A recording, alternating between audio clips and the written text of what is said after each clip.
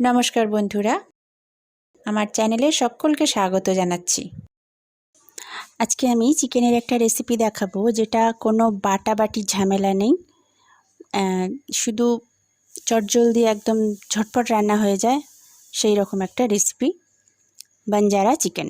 চলুন দেখে নিই বাঞ্জারা চিকেনের রেসিপি কীরকম। প্রথমে আমি এখানে একটা মশলা বানিয়ে নিচ্ছি, সেটা থেতো করে, সবটাই থেতো করে নিতে হবে। গোলমরিচ দিলাম, মাংসের পরিমাণ মতো এগুলো দিতে হবে। একটা বড় এলাচ দিলাম, এখানে লবঙ্গ নিয়েছি প্রায় 6-7টা মতো, ছোট এলাচ নিয়েছি 5-6টা, একটা জায়ফল ভেঙে তার অর্ধেকটা দেওয়া হয়েছে, আর জয়িত্রী নিয়েছি বেশ খানিকটা। এবার এগুলোকে হামানদিস্তা দিয়ে গুঁড়িয়ে নিতে হবে, মানে থেতো করে নিতে হবে, যেটা কোনো রকম বাটাবাটি কিন্তু এতে চলবে না। দেখুন এই রকম হয়েছে।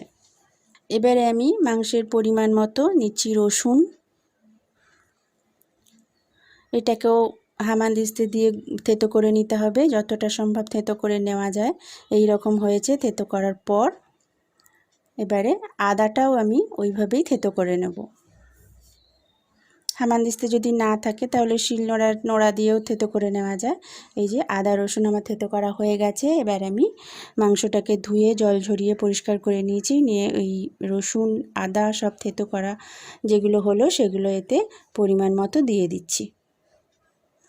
মশলাটাও দিয়ে দিলাম, যে গুঁড়ো মশলাটা শুকনো মশলাটা করেছিলাম সেটা দিয়ে দিলাম, আর এখানে ধনে গুঁড়ো দিলাম, জিরে গুঁড়ো দিলাম 1 চামচ, বড় চামচের 1 চামচ ধনে জিরে গুঁড়ো দিলাম, আর হলুদ গুঁড়ো, স্বাদ মতো লঙ্কা গুঁড়ো।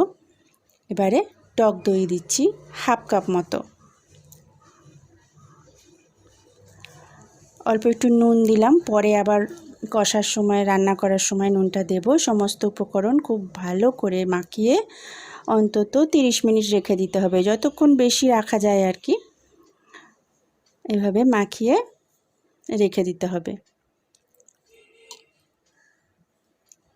খুব ঝটপট রান্না করার জন্য এই প্রসেসটা ভীষণ ভালো। বাটাবাটি কোনো মিক্সির ঝামেলা নেই, শিলনোড়ার বাটাবাটি ঝামেলা নেই। এবারে কিছুক্ষণ পর এটা আমি 3টে বড় পেঁয়াজ নিয়েছিলাম, আর একটা বড় সাইজের টমেটো নিয়েছিলাম, সেটাও কুচি করে এর সঙ্গে মিশিয়ে দিলাম।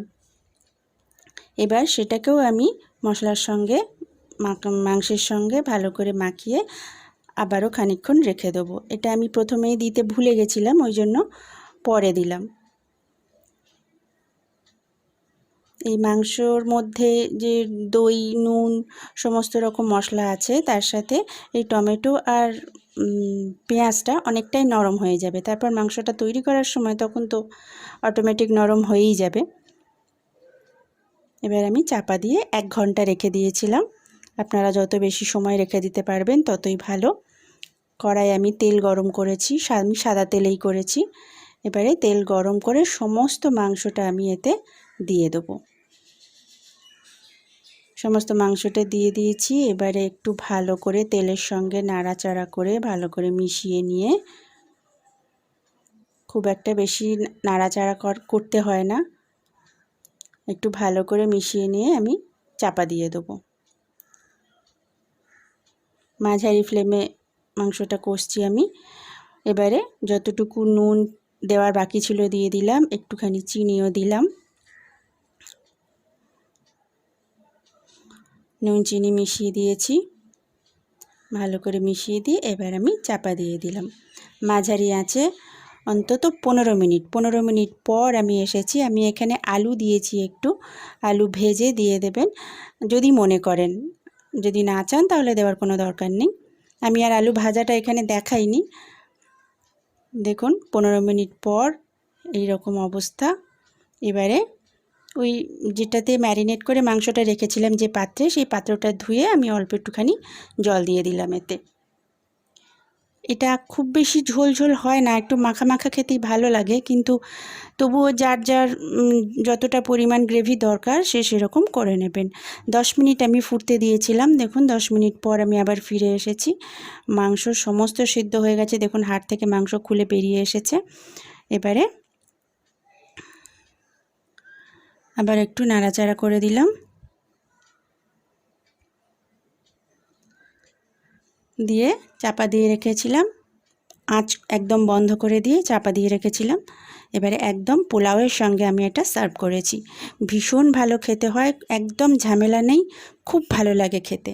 তো বন্ধুরা, আমার এই রেসিপিটা যদি আপনাদের ভালো লেগে থাকে তাহলে একটা লাইক, একটা কমেন্ট আর শেয়ার করতে ভুলবেন না। যারা এখনও আমার চ্যানেল সাবস্ক্রাইব করেননি তারা প্লিজ সাবস্ক্রাইব করুন আর পাশের বেল অপশানটা টিপে দিন, যাতে পরের আপলোড করা ভিডিও নোটিফিকেশান আবার আপনাদের কাছে পৌঁছে যায়।